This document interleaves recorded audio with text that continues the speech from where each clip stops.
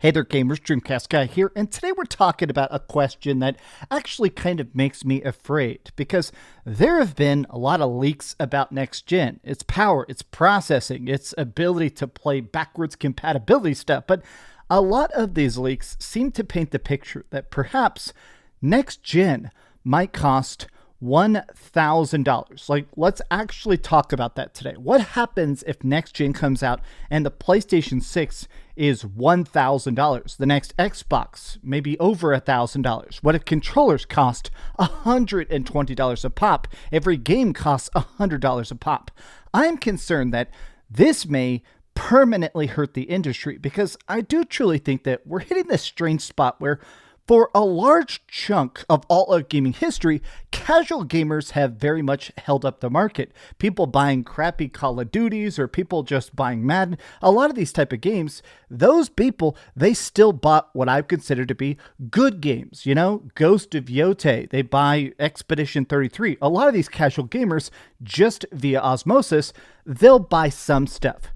New economic data that has come out today that a lot of casual gamers have stopped buying games.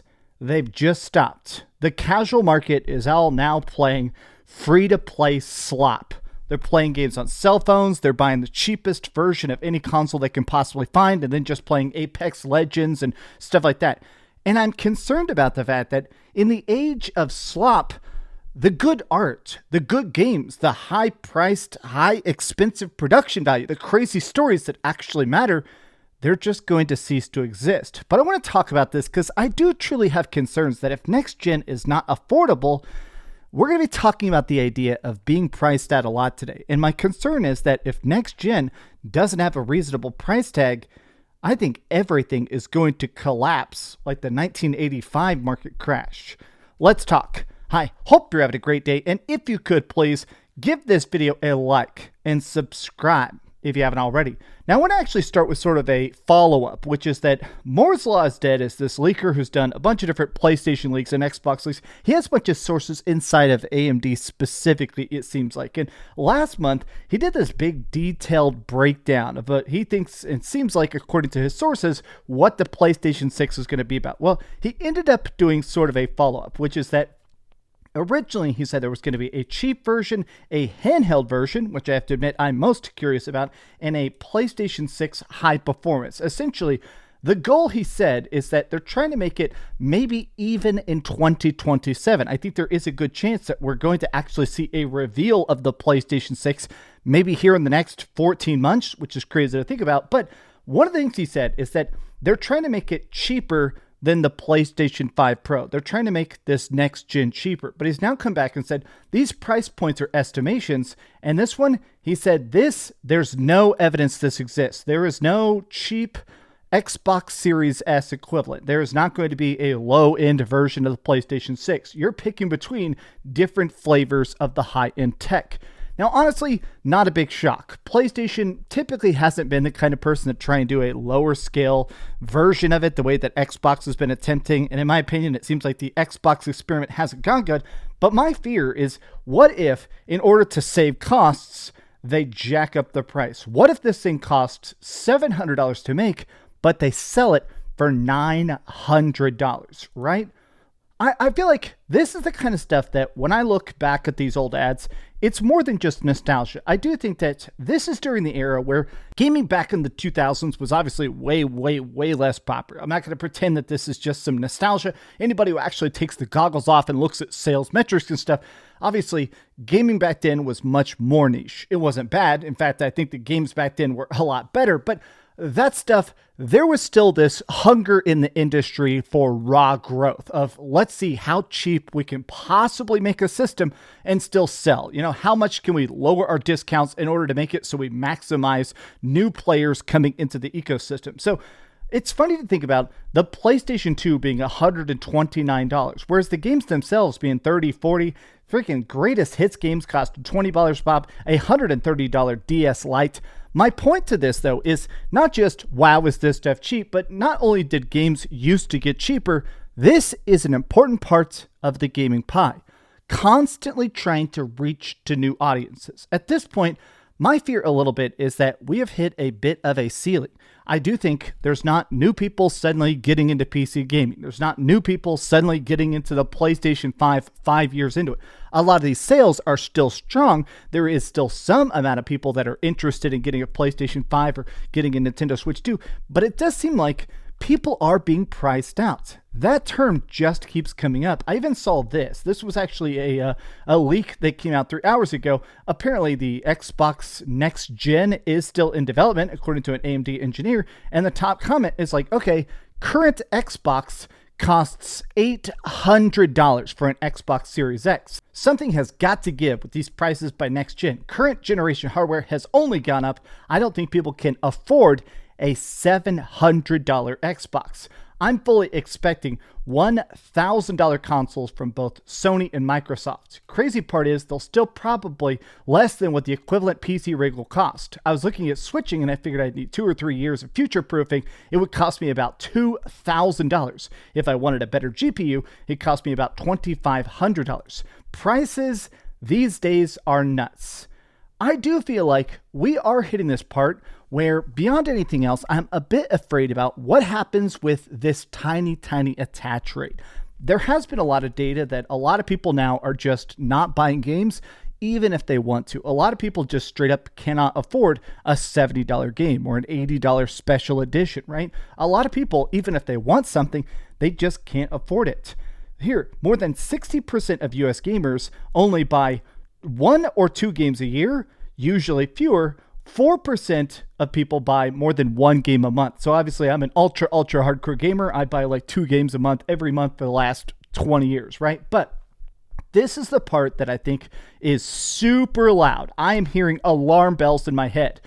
Hyper enthusiast, price insensitive players are keeping things going, especially in the non-free-to-play gaming space. According to Circna's Q3 2025 Future of Games, 4% of players buy a new game, with a third of players not buying any games at all. Not buying any games at all. Just truly consider that. All the different genres, all the different stuff, all the different crazy RPGs and shooters and sports games and remakes and new stuff and weird indies and craziness, a third of all gamers are buying 0 games at all. And I'm not going to claim that's a lack of quality. I think there's a lot of 10 out of 10 games that are coming out that are even at a fair price tag. Silk Song's $20. Hades 2. Holy heck, I put 100 hours into Hades 2 this year. You know how much that game costs? $30. I do think that a lot of people are straight up getting to a point where it's like, all right, man, I just don't have the money. I don't have the system. I don't have the ability to save up. I just don't have the system. So what happens if the asking price of the system itself is even higher? What happens if even the first step, the first onboarding process, is a $1,000 fee? I truly feel like that can only lead to absolute collapse. I saw this where Moore's Law is dead. He keeps chiming in and saying that according to the stuff he's heard, next gen is still happening. That next gen, according to his own research, is still happening. The next Project Xbox Magnus is still happening. They've already signed the deal for these chips. He feels like they're not going to back out of all those contracts. But my thought is just somehow about what happens if these systems don't have an audience. What if the next Xbox, the rumors is that it's going to be basically a hybrid PC. It's going to be a console, but it'll also have Steam and Epic Game Store and Battle.net and everything built into it, right? I do think that what happens if these things just have 0 audience, no sales, no games bought, no consoles, right? Not only do I think that consoles will die, I'm kind of curious what happens if all gaming ends up just becoming mobile gaming or just cloud streams, right? I do think the costs of everything is going to keep going up. Obviously, even just this year, 10% value lost to the US dollar just this year. Everything's so expensive and you haven't seen anything yet. Please take care of yourselves. My concern is simply just the fact that I think a lot of us inside the bubble, I am very much inside the hardcore gaming bubble. I'm playing everything. I'm seeing everything. I'm experiencing everything. I'm going on podcasts talking about everything. I'm one of those people where I am so inside the bubble, I think we forget that economically, a lot of the industry, it's held up by us, but the casual gaming market is vanishing. I play a lot of World of Warcraft. World of Warcraft Classic specifically is like my secret addiction. Love playing it. I'm on there every single week playing with my guildies and stuff. And a lot of people in my guild are people that are broke. A lot of the people that play World of Warcraft are actually older. So some of the people I'm playing with are retired pensioners actually playing it because it costs $15 a month. It's the cheapest hobby they can have. Or people that play it while they're a plumber and they're working 50 hours a week. And at the end of the day, they want to kill some dragons and stuff before they go to bed. I feel like that audience, I keep thinking about the fact that when I'm playing World of Warcraft, I do think about the fact that a lot of these people, I do think partially play it because it's a habit and it's a fun game, but it's also just that it is the cheapest way to game right now. There is just a lot of people who truly, if they could snap their fingers and games were free, they would experience all these different pieces of art, but they're just priced out. If next gen costs $1,000, I think the entire industry is going to implode. I think we're going to see entire studios shut down. I think we're going to see major mergers, conglomerates trying to gobble each other up before they hit bankruptcy. And I'm concerned about what happens if we end up with some mega monolith, one crappy company. What if like some EA style company or some Ubisoft style company, companies that in my opinion churn out some of the worst slop.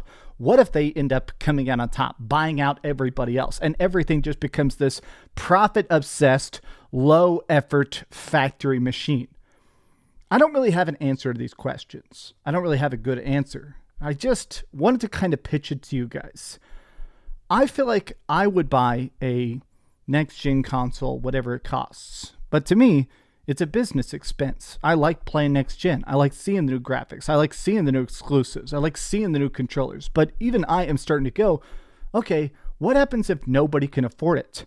Part of the fun of video games for me has always been the accessibility.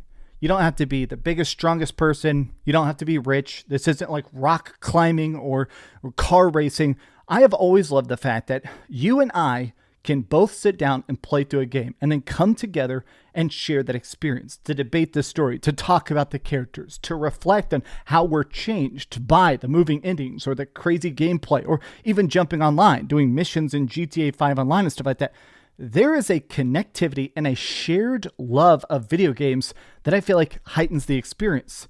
There is a cultural importance to video games that I feel like a high enough price tag will just delete it off the board. I don't know. These are some off-the-cuff thoughts. Maybe I'm being too doom and gloom, but I'm scared, to be honest with you. Tell me your thoughts in the comments down below. And please, if you could, give this video a like, subscribe if you haven't already, and please keep dreaming.